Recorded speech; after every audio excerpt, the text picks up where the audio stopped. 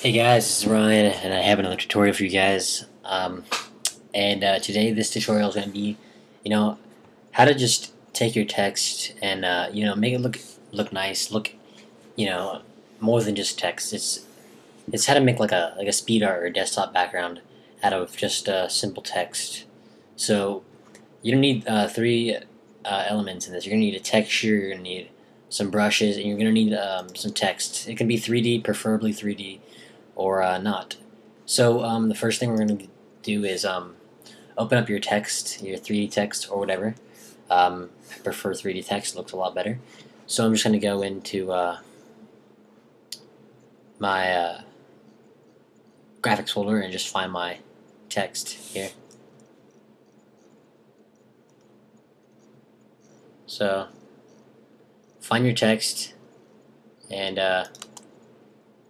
yeah, this is my text right here. All right. So once you got your text loaded up, this is just going to be like the making of a speed art, you know, whatever you want to call it, or the making of a desktop background from just simple text. So you see I have my text here, it's multicolored.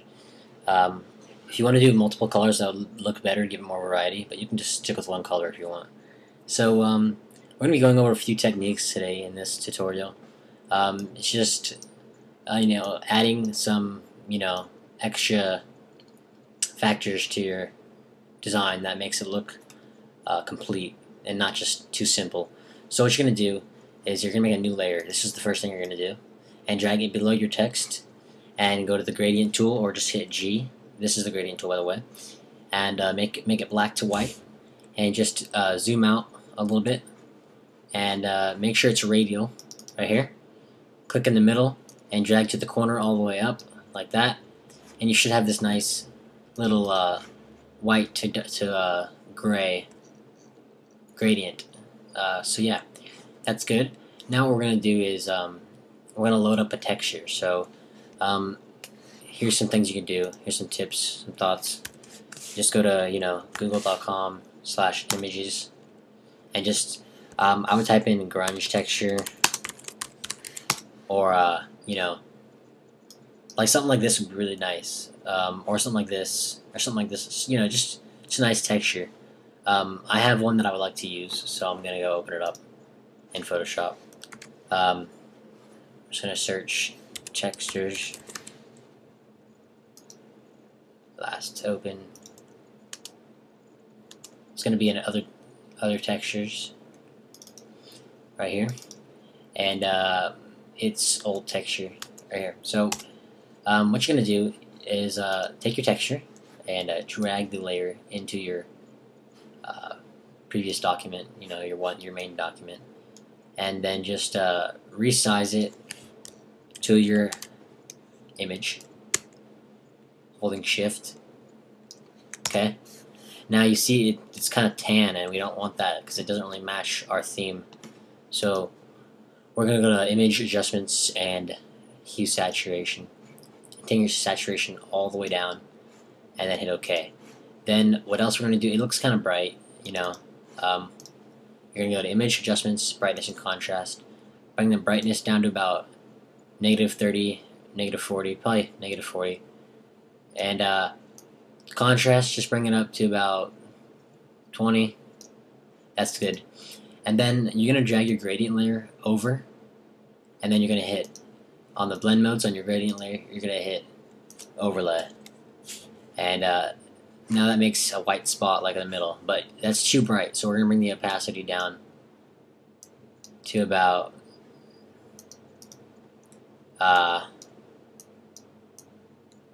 25. All right, so that's good. And then what we're gonna do now is we're going to duplicate our text layer. Duplicate layer. And on the bottom layer, you're going to go ahead and resize it. Just hold Shift and Alt and resize it from the corner. Just about this much. Alright. Now what we're going to do is we're going to go to the Smudge tool. It's right here, Smudge tool. Or you could just hit, I think it's not S, but anyways, just go to the Smudge tool. And pick a brush that has some sort of like splatter to it, or some kind of texture to it, not just a circle brush. So you can search up grunge brush or splatter brush or anything like that, and then just make the size about 70 or so. 80 is fine. So what we're gonna do is just turn the strength to 50, and we're just gonna sort of smudge the edges a little bit and make them look like they're like nice and blurred. So the way you do this is just click and drag out a little bit in all directions. So yeah, just gonna keep doing this around the edges. I'm gonna do it kind of quickly, but make sure you drag from the inside out, and it kind of drags the layer out and makes it look kind of like a nice little border. Alright, so what we're doing here is just giving the text a nice little border. It's just all the way around the text. I'm not going to do it that detailed because I don't have to, but you should. Just drag it out enough so you can tell that there is a border there. On the sides, you're going to want to drag it out towards the left, depending on what side you're on. Okay, and so now that our text has a nice little border, what we're going to do with this border is we're going to change the, we're going to resize it just a tiny bit, just like that. Shift and Alt, and then like that. And here you go. You're going to go to the blend modes on this layer, and you're going to change it to color burn, or you can change it to linear burn. Either one. I prefer color burn. It looks a little cooler. So there it looks like it's kind of like pasteled into the texture. So now what we do is we have to modify our text, our main text, to make it match the background sort of. It's kind of too soft for our background.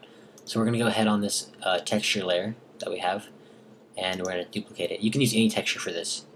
I prefer grungy texture, but yeah.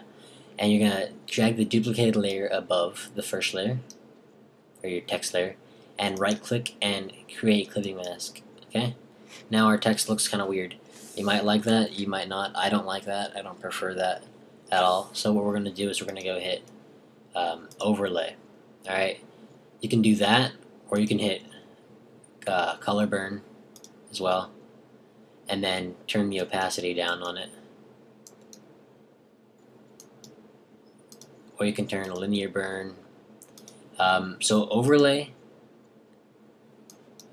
okay, overlay, linear burn, or color burn.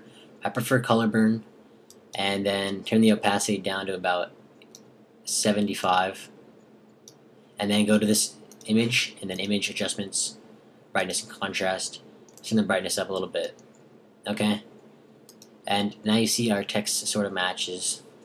You can turn the opacity back up. Sort of matches our background right here that we got going. And yeah, so now what we're going to do is our image is almost complete. Just hold shift and click on all these layers right here from the top up. Then go to the move tool and just sort of center it. Alright. And now what we can do is add a new layer again. Drag that layer all the way to the bottom above the gradient, and go to your brushes. Now for this you're gonna need some splatter brushes. Just search in splatter brushes. Some should come up on DeviantArt, something like that. Just download all the ones you want. Variety is better. And then you're just gonna go load them up, load brushes, and just select the brush file. And then so what we're going to do now is just add in our brush file, our brushes behind the text. So go ahead and choose your main color. I'm going to use this right here. And then your secondary color. If you don't have a secondary color, then just stick to one color. But I'm going to choose this right here. And just go ahead and do the outsides of the text with these brushes, just like this. Make sure your main color goes over your main color, just match them up, and just go like that, around the edges, switch the colors, just choose a different brush, like that. Looks nice. Don't do it, too much, but you want to get a good sense of borders with these brushes. Just get a variety of brushes. All right. Feel free to use the same brush twice, but don't overdo it. So then we got another brush right here. Make it a bit smaller.